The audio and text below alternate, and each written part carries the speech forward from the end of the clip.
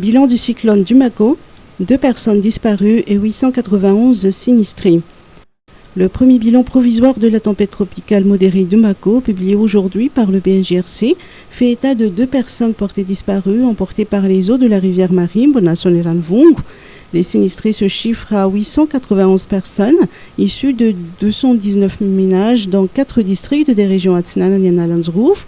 Les districts de Thomasna 1 et 2 recensent le plus grand nombre de sinistrés, avec respectivement 103 et 702 personnes. 26 autres sinistrés ont été relevés à Soneranvung et 60 à Sainte-Marie. Par ailleurs, 129 personnes ont été déplacées vers la Tchanpoknul de Soneranvung.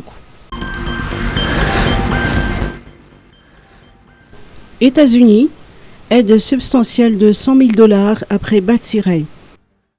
L'Agence des États-Unis pour le développement international, USAID, au nom du peuple américain, déploie la première d'une série d'activités destinées à venir en aide aux populations malgaches sinistrées du cyclone Batsirai. Ainsi, l'USAID vient d'allouer un financement humanitaire de $100 000 à l'organisation non gouvernementale CARE pour fournir un logement temporaire, de l'eau potable et des articles ménagers de première nécessité à 1500 personnes actuellement logées dans des sites d'hébergement provisoires prévus à cet effet.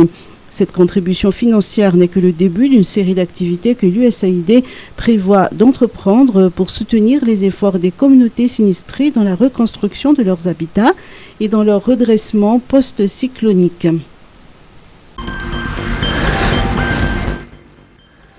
Ministère de la Justice, passation entre Yerlaza Imbik et Gisèle Ranampi. Yerlaza Imbik, qui est garde des Sceaux démissionnaire, a officiellement passé les rênes du ministère de la Justice hier. La cérémonie de passation de fonction entre Yerlaza Imbik, ministre sortant, et le ministre entrant par intérim, Gisèle Ranampi, s'est déroulée mardi à Faravouj. Ce fut une occasion pour la garde des Sceaux par intérim de tracer ses priorités. Outre la réhabilitation des infrastructures pénitentiaires endommagées ou détruites par le cyclone Batsirai, l'instauration de l'état de droit, l'accélération du traitement des dossiers figurent dans les priorités de Gisèle Ranampi. La ministre de la Justice intérimaire est titulaire du siège du ministre du Travail, de l'Emploi, de la Fonction publique et des lois sociales. CVO+, un comité d'experts de l'OMS dans nos murs.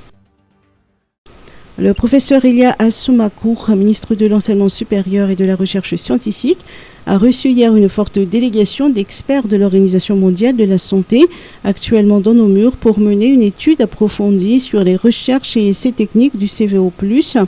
Le ministre a dirigé une séance de présentation du CVO+, suivie d'un débat auquel des représentants du ministère de la Santé publique ainsi que des experts en médecine traditionnelle ont assisté. Les séances de travail se poursuivront jusqu'à vendredi.